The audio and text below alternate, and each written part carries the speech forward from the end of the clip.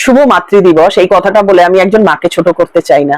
তোমরা হয়তো সবাই অবাক হয়ে যাচ্ছ, মাতৃ দিবস পালন করব না তা বলে আমরা? মাতৃ দিবস কেন, পিতৃ দিবসও এই জিনিসগুলো আমি কিন্তু একদমই পালন করে একজন মাকে বা একজন বাবাকে ছোট করব না। হ্যাঁ, তুমি মায়ের জন্মদিন পালন করতে পারো, বাবার জন্মদিন পালন করতে পারো, কিন্তু মাতৃ দিবস কেন? মাতৃ দিবস কেন পালন হবে? মাকে একদিনের জন্যই আমরা ভালোবাসি, এটা আমরা দেখাতে চাই মাতৃ দিবস পালন করে? একদমই না। কেন বলো? যারা আজকে সোশ্যাল মিডিয়া নানান জায়গায় হ্যাপি মাদার্স ডে লিখছো, আমিও পাঠিয়েছি, আমাকে যারা দিয়েছে তাদেরকেই।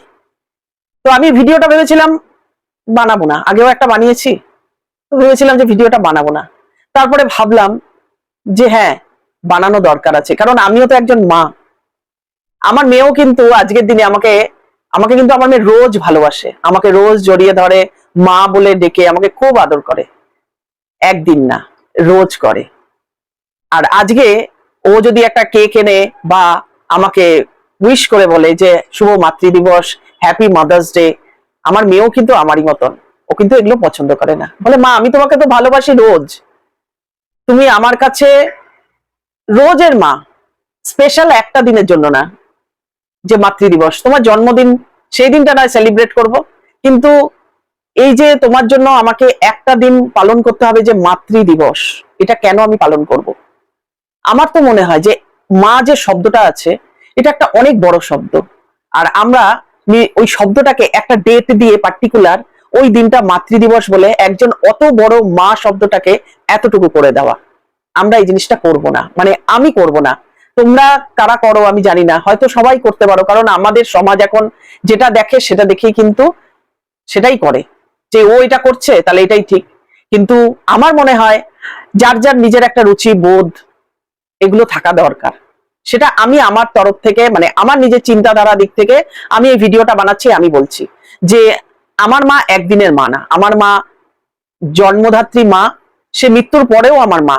কারণ ওই জায়গাটা আমি যার গর্ভ থেকে জন্ম নিয়েছি সেই জায়গাটার কেউ নিতে পারবে না, তাই না? তোমরা বলো আমার কথায়, যে তোমার যে মা আছে, তোমার মা যদি আজকে না থাকে, তোমার বাবা যদি আরেকটা বিয়ে করেও আসে, তো সেই জায়গায় তুমি তাকে মা বলে মেনে নিতে পারবে? যার সাথে তোমার নারীর টান হয়েছে, যার নারীতে তোমার পুরো এইরকম বাধা ছিল, 9 মাস 9 মাস গর্ভে যখন এরকম ভাবে নারীটা এরকম ভাবে বাধা ছিল, তারপরে যখন ওই নারীটা কেটে তুমি যখন বাইরে বার হলে, তো তুমি আরেকজনকে মা বলে মেনে নিতে পারবে? আর যেই মা তোমাকে 9 মাস ধরে এরকম গর্ভে রাখলো, এত কষ্ট করলো, তার জন্য একটা দিন? আমি কিন্তু পারবো না একটা দিন মাতৃ দিবস পালন করতে, আমার মেয়েও পারবে না, ও আমার সাথে রোজ মাতৃ দিবস পালন করে। আরেকটা কথা, তোমাদের হয়তো ভালো লাগতে পারে, অনেকে খারাপও লাগতে পারে, যেরকম জন্মদাত্রী মা আছে, কর্মদাত্রী মা আছে, জন্ম দিলেই যে মা হওয়া যায়, একদম না। যদি জন্ম দিলেই মা হওয়া যেত তাহলে কিন্তু অনাথ আশ্রম হতো না। কত বাচ্চা রাস্তাঘাটে পড়ে থাকে, নাকটাকে এরকম ভাবে কেটে দিয়ে বাচ্চাটাকে রাস্তায় ফেলে দিয়ে চলে যায়, সে তো জন্ম দিয়েছে সেই সন্তানটাকে, সে তো মা 9 মাস ধরে গর্ভে রেখেছে, সে কি করে পারে নাকটাকে ছিঁড়ে ওইরকম ভাবে রাস্তার ধারে তার সন্তানটাকে ফেলে দিয়ে যেতে? কি করে পারে? তাহলে কি সে মা? অনেকেই আছে নিজের সন্তানকে পতিতালয় ছেড়ে দিয়ে আসছে, যে সন্তানের থেকে কিছু রোজগার করব, মেয়ে সন্তান হয়েছে, একে বিয়ে দেবো, অন্যের বাড়ি চলে যাবে, তাকে ওখানে দিয়ে আসো, পতিতালয় দিয়ে আসি, ওখানে দিয়ে আসলে পরে দুটো টাকা আসবে। ছোট ছোট বাচ্চাগুলোকে দেখবে, মেয়ে সন্তান হোক ছেলে সন্তান হোক, চায়ের দোকানে কাজে দিয়ে দিয়েছে, রাস্তায় ইট বালি খাটছে সেখানে কাজে দিয়ে দিয়েছে। এটা কি মা? মা শব্দটা যেরকম নিতে না একটা শক্তি চাই, একটা ওয়েট চাই। একজন মা যদি সন্তানকে ছেড়ে চলে যায়, তার স্বামী তাকে ছেড়ে দিক, যা খুশি হয়ে যাক, কিন্তু সন্তানকে কিন্তু ছাড়ে না। দেখবে রাস্তার ধারে ভিখিরিরা, তাদের অনেকগুলো বাচ্চা রাস্তার ধারে পড়ে রয়েছে, অনেকগুলো বাচ্চা এইদিকে ডেনে চলে যাচ্ছে, এতে চলে যাচ্ছে, জামা কাপড় নেই, কি অবস্থা, কিন্তু একটা সন্তানের গায়ে যদি একটু আঁচ লেগেছে না, ওরা কিন্তু হই হই করে চিৎকার করে এগিয়ে আসে। তারাই হচ্ছে কিন্তু প্রকৃত মা। এরা হচ্ছে মা শব্দটার না একটা শক্তি, একটা জোর রেখেছে, যে আমার সন্তান কিছু হবে, কে কি করে দিয়ে যাবে, তাকে শেষই করে দেব, তাই না? আর অনেক মা আছে পায়খানা পেচ্ছাবের মতন বাচ্চা জন্ম দিয়ে জঙ্গলে জঙ্গলে ছেড়ে দিয়ে যাচ্ছে, আবার তাকেই যখন তুলে নিয়ে এসে যে নিঃসন্তান মা, যার সন্তান হয়নি, যে নিঃসন্তান, কেন দেয়নি তাকে সন্তান?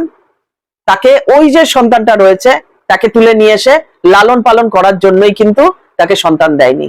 সেই হচ্ছে প্রকৃত মা। যে কর্ম জন্ম দিলেই হয় না, কর্ম যেই করবে, যে একটা সন্তানের জন্য যে ওই রকম ভাবে কর্ম করবে, সেই হচ্ছে প্রকৃত কিন্তু মা। আমি জন্ম দিলাম, তাকে কিছু করতে পারলাম না, তাকে ছেড়ে দিলাম, তুমি মায়ের খেতাব নেবে যে আমি মা? তাকে রাস্তাঘাটে ফেলে দিলাম, নষ্ট করে দিলাম, তার ভবিষ্যৎ নষ্ট করে দিলাম, তাহলে তুমি মা? একদমই না। হয়তো কথাগুলো খুব কড়া, কিন্তু কথাগুলো কিন্তু সত্য। এখানে লাগবে, মনে হবে যে আমি জন্ম দিলাম, আমার সন্তান, হ্যাঁ, অন্য কেউ মানুষ করছে, তুমি কিন্তু মা না, তোমার সন্তান না, তুমি তাকে রাখতে পারোনি। তোমার হাজারো সংসার অশান্তি, ডিভোর্স, যেই মা আছে, অনেক মাই আছে ডিভোর্স হয়ে যাচ্ছে, হাজবেন্ড ওয়াইফের ডিভোর্স হয়ে যাচ্ছে, মা কিন্তু তার সন্তানকে নেওয়ার জন্য কোর্টে কিন্তু কেস ফাইল করে, মানে দীর্ঘদিন ধরে আমার সন্তান আমার চাই, মানে সন্তানটা হচ্ছে তার কাছে কি জিনিস, তারাই হচ্ছে কিন্তু প্রকৃত মা। আর যেই মা সব ছেড়ে দিক, পৃথিবীর সব ছেড়ে দিক, সন্তানকে ছেড়ে দিতে পারে, সেই মা হচ্ছে ডাইনি। আমি মনে করি সে মা না।